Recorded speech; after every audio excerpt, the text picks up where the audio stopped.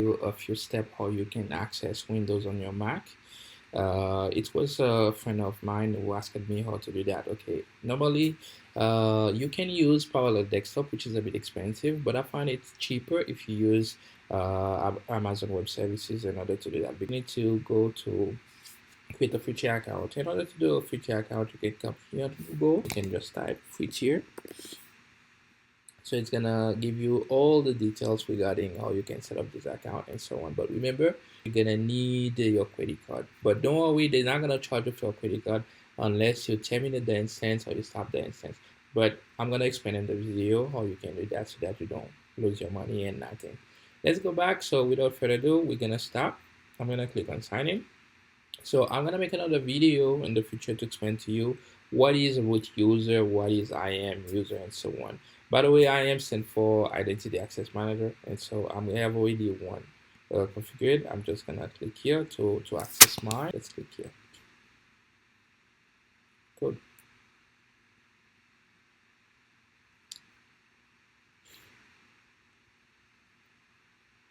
So here I'm gonna show you what you need to know. First, we're gonna use something called EC2. You can have it here, EC2, and I already have it on my favorite. I'm gonna click here. So in the EC2, I think it stands for Elastic Compute Cloud. It is like a way that Amazon Web Services have you to have a virtual machine and so on. It's really useful today. So in order to do that, you can come here and click on instances, or you can click on launch instance. I'm gonna click here on launch instance. So after that, I'm gonna come here. I'm gonna give it a name. For example, I can call it, for example, AB Linux server. Cool. So here I'm gonna choose Linux as my operating system. You have many, but for now we're just gonna focus on this one. And for the AMI, I'm gonna leave it like that because it's free eligible in the future. I'm not gonna be charged for that. And for the architecture, I can leave it for the 64. And for the storage, I can still leave it for the T2.micro, which is eligible also in the future. I'm not gonna charge for that. So for the keeper, it's really important to create a keeper. So I can come here and create a keeper. And this is gonna be a file we're gonna save on your computer where it's gonna help you to access easily. Okay, so once I have this here, I'm gonna create keeper. So it's download this file over here, as you can see from the right. And then here I can make some changes into the network setting. I'm gonna click on net edit. I'm gonna leave this as enable. And here we have to create a new security group. So I'm just gonna change the name of here, right? So I'm gonna duplicate this and put the same over here as well. Good. So I can leave it this like that, SSH anywhere, so no problem. So once I have this here, I can just go and click on launch instance. So it's just take a few seconds and then successful. So I can come here and click on connect to your instance, or I can just come here and click on view all instance. So in order to do that, I can come here and click on view all instances. So I want to change the state here to running so that it can show me only the instance which are running. Let me just refresh that once again so that we can see if our instance is loading. Yeah, so I believe it's here now. Cool, good. So here we have it here, it's running. So I'm just gonna make a little test so that we can see if everything's fine. Open now. For me, I'm gonna make a little test to see if my Linux server is running. So in order to do that, you can type ifconfig. So I'm gonna give enter. Great, so it's working. So to just test it, let's ping a web page, for example. I'm gonna ping Google.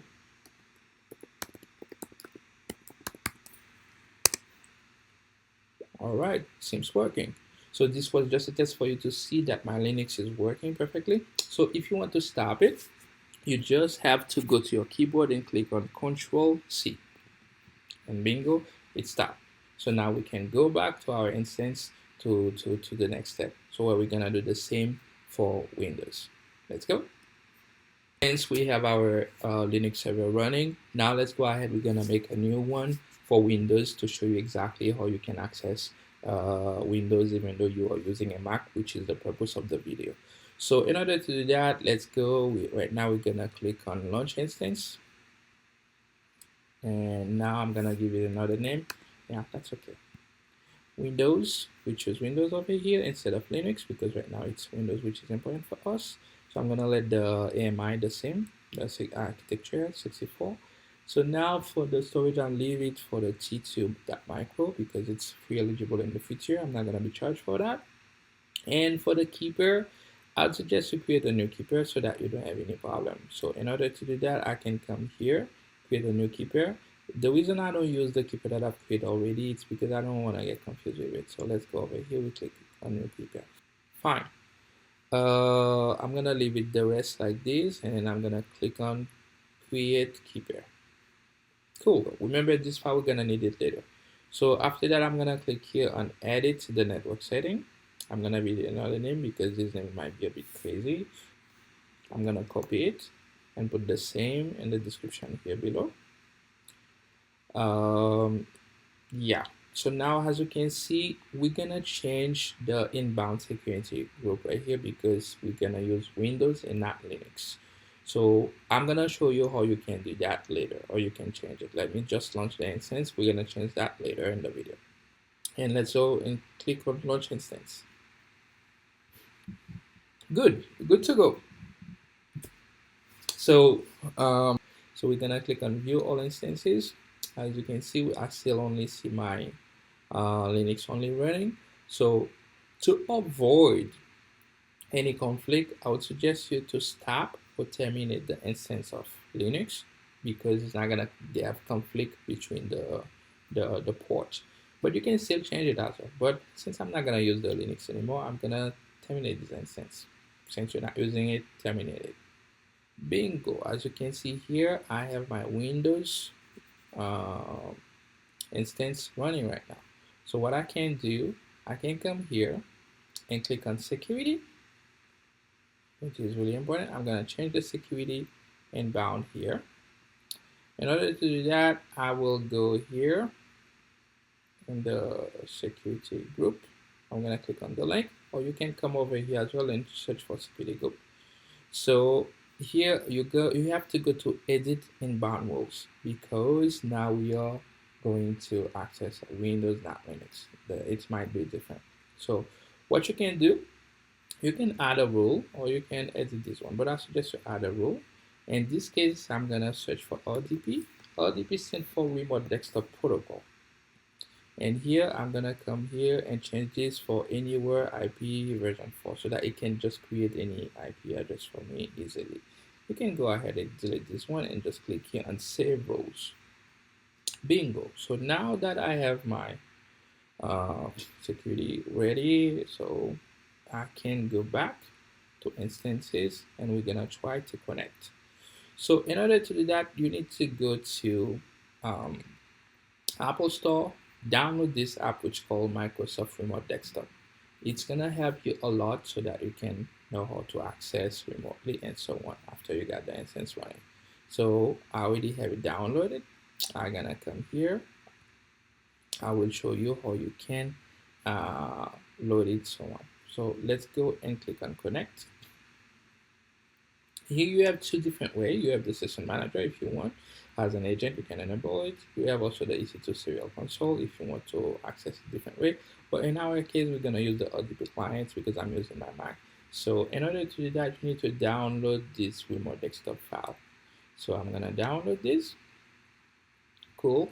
And now I have my public DNS, which is domain name server. So I'm gonna copy this, which is gonna be the username for my virtual machine over here. So let's open this. Our remote desktop. You can click here and type, for example, remote desktop, and it's gonna open it for you in a few seconds. So we're gonna do one thing first. Let me delete this so that you can know how to do it from scratch. And we're gonna click here on add PC. And remember this information right here regarding the DNS, this is what's gonna be our username. So I'm gonna click here and paste it and click on add. and bingo, I already have it here, but still not working yet because I need to put the username and the password as well. So right now what I'm gonna do, I'm gonna come here and copy the username, which is the administrator, and I'm gonna have to generate the password. In order to generate the password right here, you're gonna need to click on get password, and you're gonna need to upload the file that we've created previously. So let's come here, upload file. Yeah, I believe it's this one. Cool. Nice. So we're good to go. Now I'm gonna copy the password over here that is generated, and then I'm gonna come here, and the username is gonna be administrator. And here I'm gonna type the password over here. So here I'm gonna click on continue. Bingo, this is where the magic's gonna happen. Click on continue again. It's just gonna take like just a few seconds, and then it's gonna open it for you. Well, as you can see, I'm still using my MacBook while the Windows will open over here.